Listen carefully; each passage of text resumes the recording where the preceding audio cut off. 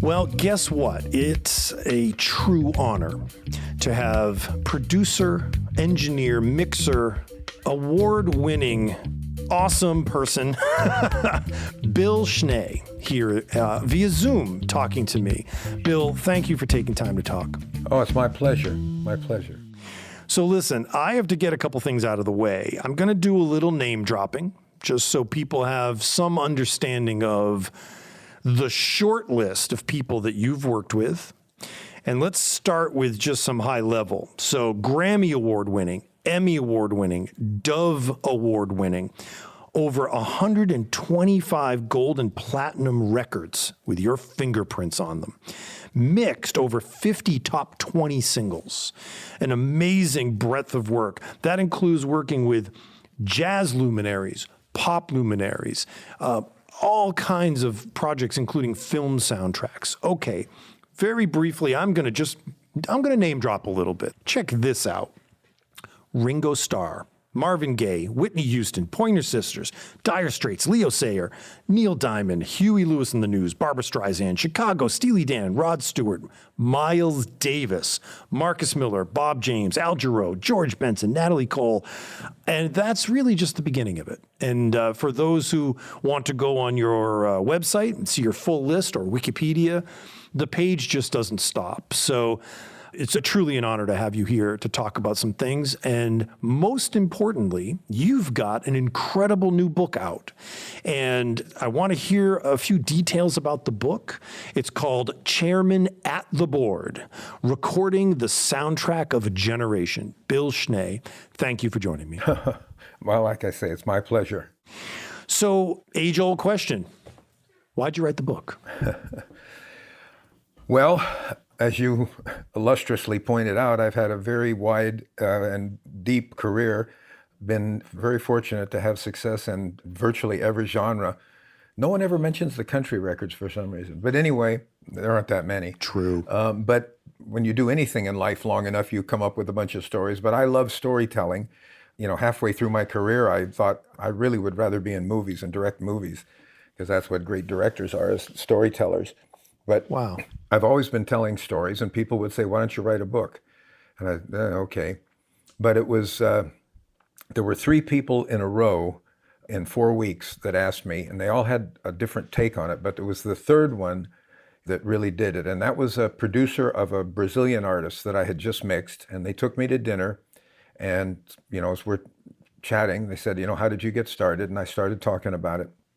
And they said, you know, the producer said, you know, you really should write a book. And I went, yeah, I've heard that before.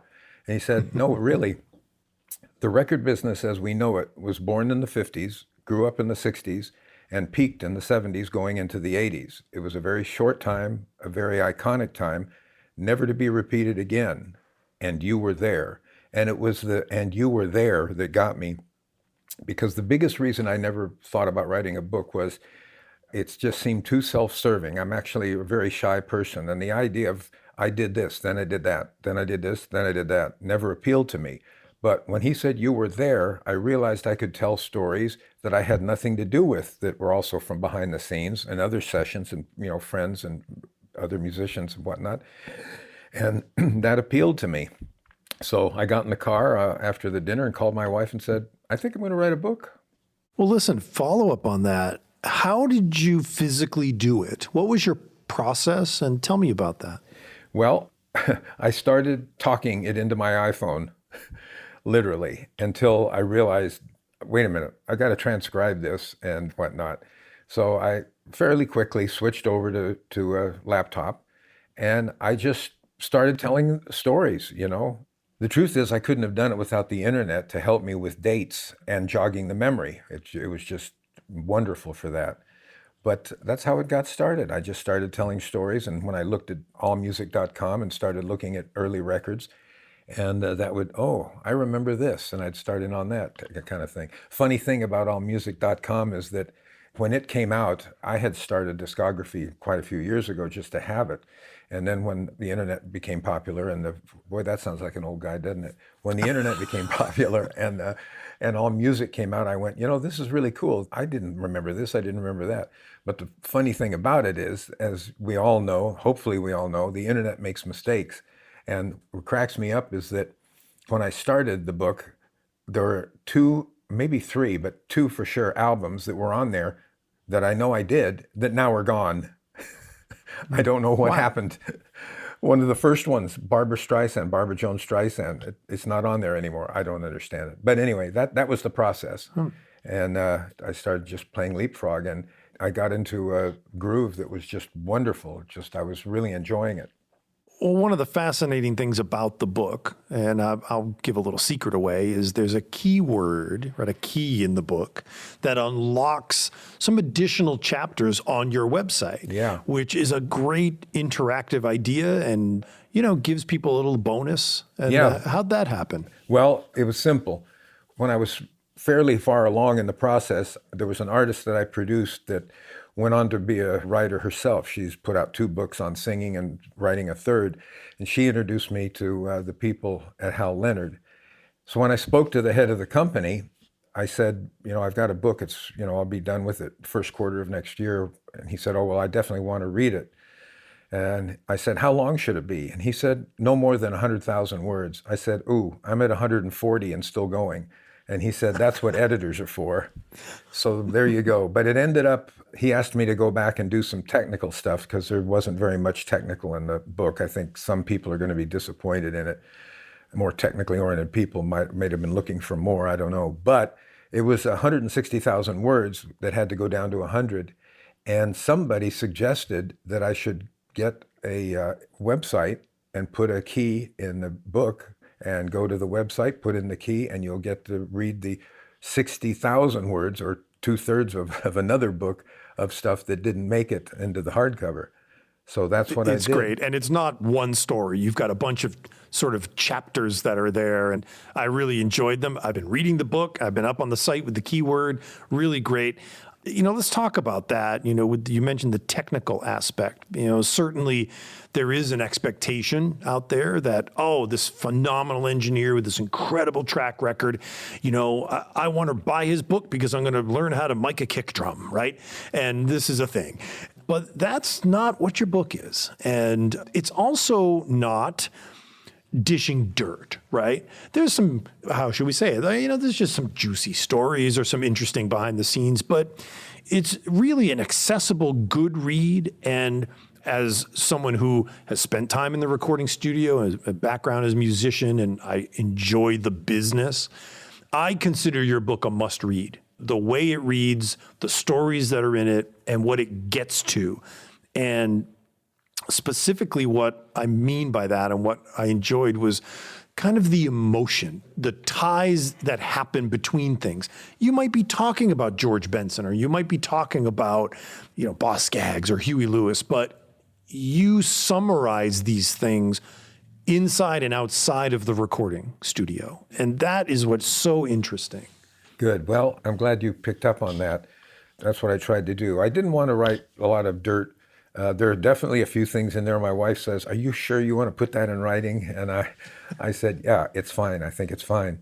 But my favorite one, I don't know if you've gotten to this yet, is where we talked about egos. Have you gotten there yet? The one that... Is this Mark Knopfler? Is it that part? Well, no, that's doesn't have an ego. No, right? One of the most down-to-earth, normal human beings I talk about. There's a few of those. But no, but some of the artists are a bit self-absorbed.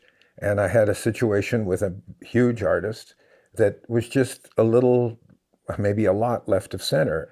And the funny thing about it is I never say who it is. And I did it on purpose, not because I wouldn't say it, but because I wanted to leave the readers going, he forgot to say who it is. No, I didn't forget. I did it on purpose. In fact, I probably, now that I think about it, maybe I should go ahead and say who it is in the behind the scenes. Maybe that'd be a fun thing to do for the people that buy the book and then go after that. Yeah, that would be a little extra keyword addendum. There's another really interesting thing which I enjoyed too, and I think you handled it really well in the book, where you talk about your best list, right? And you just kind of name drop some people like, Al Jarreau, the best scat singer, like these different little things, best dressed, Miles Davis. And you don't go on about it. You just kind of name them and just put them there. And it's a really, really good section there. Yeah, there were several things, those kind of concepts that came to me while I was writing the book. I think that comes right after the little paragraph or whatever on pseudonyms, which came after Barry Manilow, since that's a pseudonym. So then I just put these superlatives, the best that and the best that. My wife would not let me put the best but in rock and roll because it was Rod Stewart, and she didn't think that was appropriate. But I, of course, have heard that, and I would like to tell you a funny story. This is a true story that has to do with Rod Stewart's butt, if you don't mind. My team, we worked on Rod Stewart Live at Royal Albert Hall, the DVD. This was about 2005, plus or minus, something around there. And when we were developing the graphic design, and of course with DVDs we'd have menus, right? And we had a page for bonus features, which were sort of outtakes and different things. And I had the design team put a very nice still shot of Rod Stewart from behind. So the little inside joke was bonus features, and it was his butt. And so, we sort of, it was a joke, but we were also kind of like, it's kind of an insider thing. Like, like there's his butt. And it stayed in the project, we are told, all the way up the food chain to Clive Davis at J Records. It went all the way for final approval. And somebody in a meeting said, wait a second, we can't have his butt on the menu there. So there you go. It's kind of funny how he's known for that. I've never had the guts to bring it up. Well, you're not alone, I guess, in the butt fascination of Rod Stewart. So I didn't think we'd go there in this podcast, Bill. Yeah. So now listen, there's some projects you've worked on which are fascinating. The songbook project with Rod. Coming back to the book, so this has just hit the stores, right? It's available on Amazon and Target and Barnes & Noble. It's all over the place, right? Yeah, funny enough, this afternoon, I was with my wife and I went and stopped at Barnes & Noble. I had to go in and actually look and pick one up and took a picture to send to my kids. It's like, wow, I would have never have thought. That's interesting. You never would have thought. No, it just didn't appeal to me until that producer said this thing about, you were there. And then the funny thing is that when we got to editing, the editor wanted all the meat and potatoes. So a lot of that got taken out. So it's behind the scenes, I guess. But I wanted more of those kind of fun stories that I didn't do. So in essence, I've written the book I never wanted to write with regard to that. I did this, and then I did that. Well, it's nice with the best of both worlds. I mean, the book's a manageable amount of work. I'm looking at the ebook, of course, but you have those extra chapters that are on your site. So it's nice. This is a modern way to handle it, interactive. People get to go to your site too. They see your credits there. I want to back up a little bit. You've operated your own studio, right? Schnee Studio in LA for a number of years, and until recently, if I'm correct, right? And Larrabee took that over? Yeah. When the record business started going down, and funny enough, I think The Moment was a Rod Stewart record I was doing with him. And when I say started going down, technology started to allow everybody to have cheap home studios. And the reason I built a studio was to have a room with a sound, which very few studios have. All of the studios built in the 50s, almost all the studios in the 50s and early 60s did, because they were more about recording ensembles and less about isolation from multitrack. So I got a studio with a sound, a great sounding room. We built the electronics. I had tube mic preamps out in the studio, transistor mic preamps on the console. I have a huge collection of tube microphones. I believe to be the best that were ever made. And it was a very, very special place and a huge part of me and my personality. Well, I'm doing this Rod Stewart record, and the front office has me pick up the phone, and it's the production girl at the label saying, "What's with your bill?" And I went, "Excuse me?" "Well, it's way too much." I said, "Well, I'm sorry, but that's what the studio is, and that's what we charge."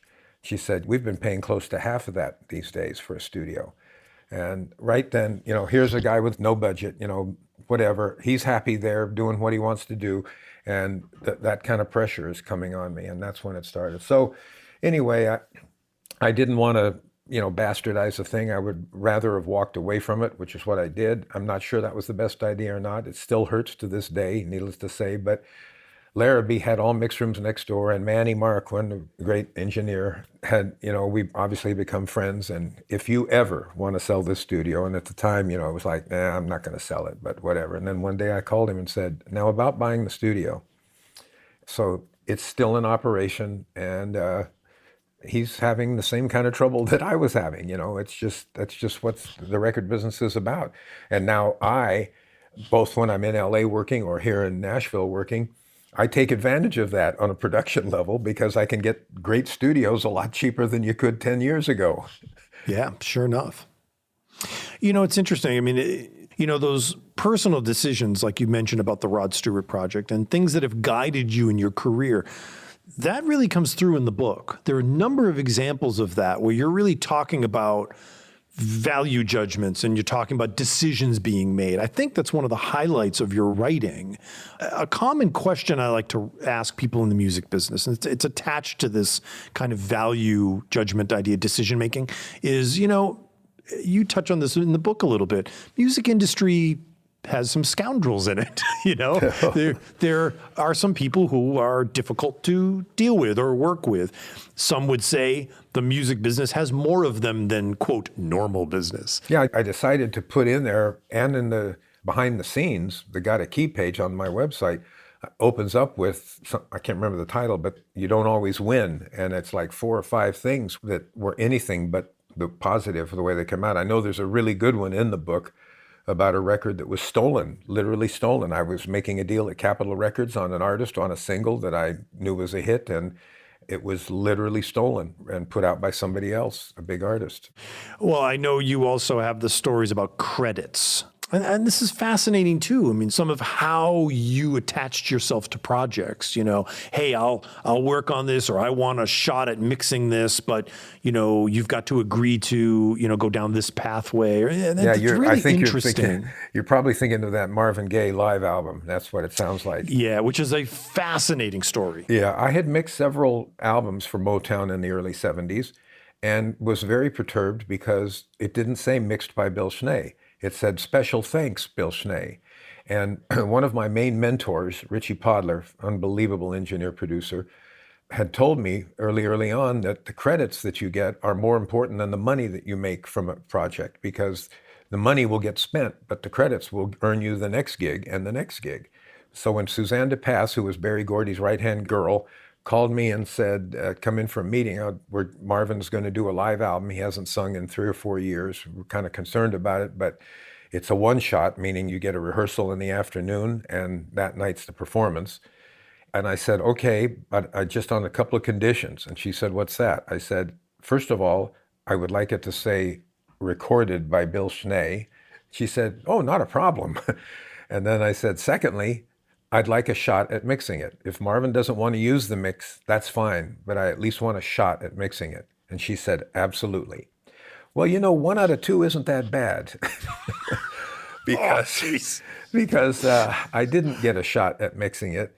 But, somehow, whether you believe in luck or God or something, 20 years later, Motown is sold and Berry Gordy's out of the picture and Suzanne DePass. And they have a girl that runs special products at Motown. And she called me up and said, we have an album that we would like you to remix. It's Marvin Gaye Live. And I went, what? I said, I recorded that. She said, I know. I mean, it was a pinch me moment, not because it was the most unbelievable thing that's ever happened, like being in the room with 3 Beatles or something, but like that would ever happen. But, well, yeah. But it was like, since when is a very successful platinum album get remixed? For what reason 20 years later? But I didn't argue. I said, I would love to. So I actually did get to mix it.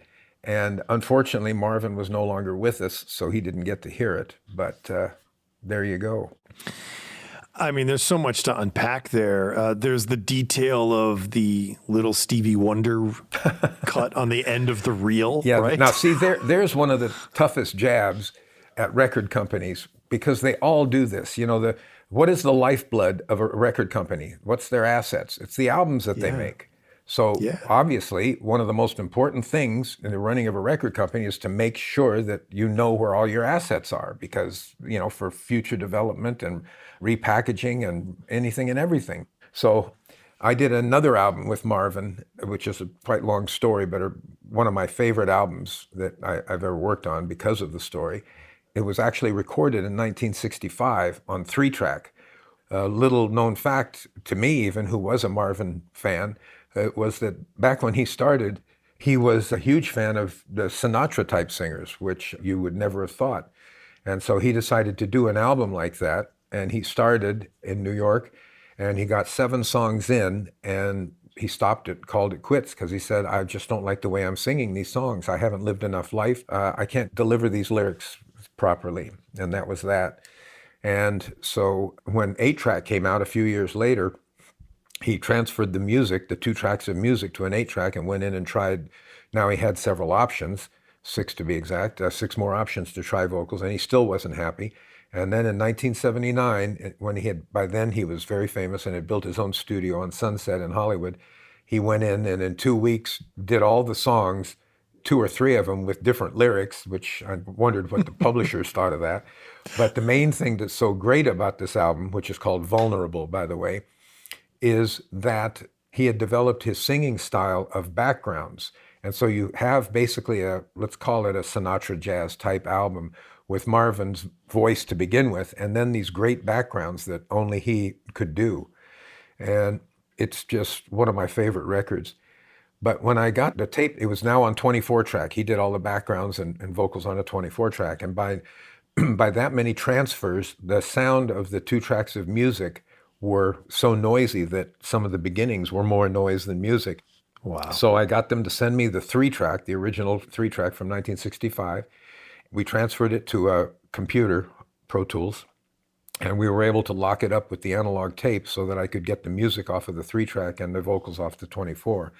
They had hired Marvin's engineer because this engineer, whose name escapes me, had the only cassette of the rough mixes that he and Marvin did in 1979 that showed which vocal takes and whatnot he wanted.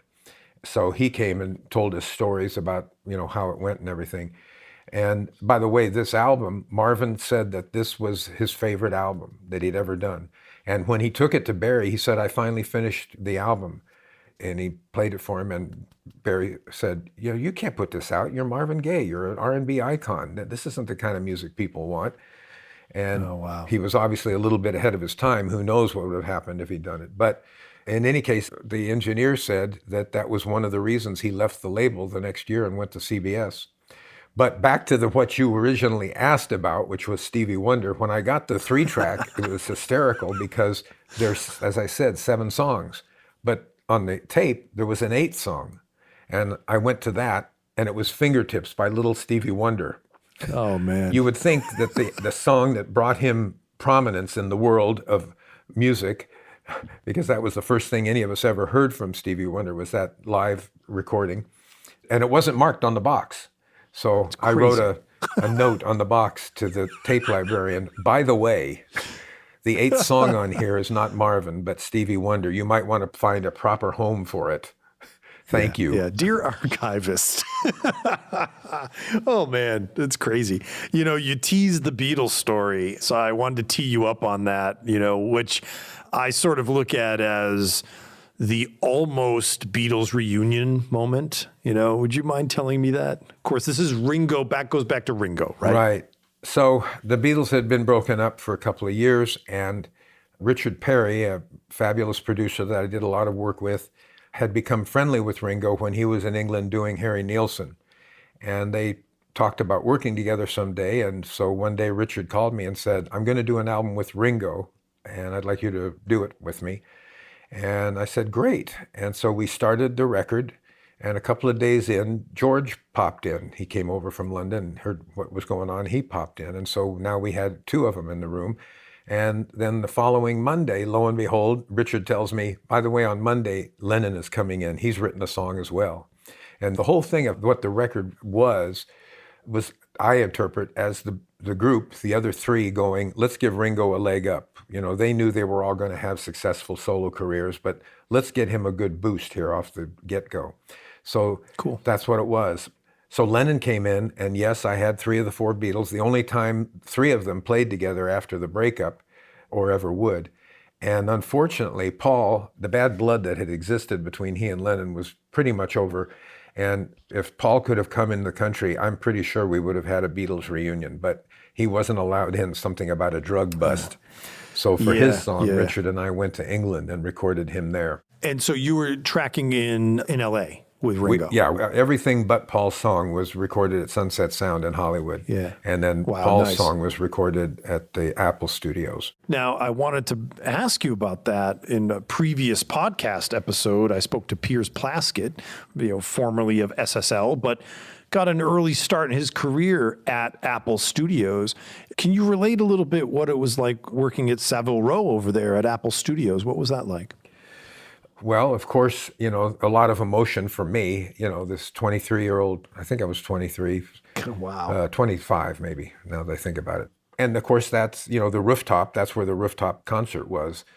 And it wasn't the greatest studio, to be honest, compared to the EMI studios where they did all their recordings. It wasn't the greatest studio. It wasn't bad, but it wasn't the greatest. But it was great fun. And what amazed me was every day when you came to work, there were girls outside waiting for a Beatle to come in or out. And they were there constantly. I mean, it was just unbelievable to see that. Power of the Fab Four. Yeah, absolutely. Really just the dumb question, just assuming you're a Beatles fan. Is that just an obvious question to ask? Yes, I was. At the risk of having rocks thrown at me, when I was young, it was more about the Beach Boys than the Beatles. But I was definitely a Beatle fan. Yeah, that's okay. I think the Beach Boys did some cool stuff, I think, didn't they? Especially with someone with an ear. Thank you for listening to the East Maine podcast. This is Brian Brodeur. Please don't forget to subscribe and share with your friends and leave us a good rating. We'd really appreciate it. If you want to drop us a line, you can, of course, visit our website, eastmainmedia.com, and follow us on social media at East Maine Media. And as always, please stay safe and healthy. Thanks for listening.